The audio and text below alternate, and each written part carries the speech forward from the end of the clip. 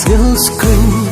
shisha ba phik ta ya na ngam tiếp shu ya ka khret kap ja ngam tiếp shu jaru ayusha ban ya nga shisha pinang can tru jing it ben den ya la go ben den da shisha he dai u siem ka hi ma jong a he wan but sun chan len ta ha jing em jong la he long un nai khap sang sin ya na la hut kam sin ka kde ka sharem ha ba pi wan man kdu ya na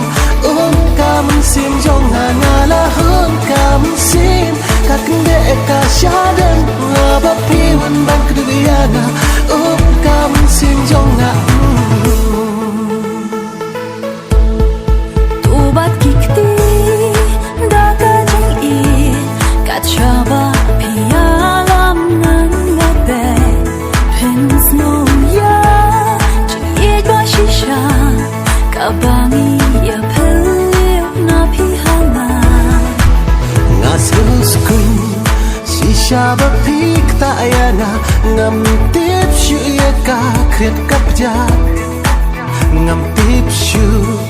jaru ayusha ban ya nga shisha pinang can tru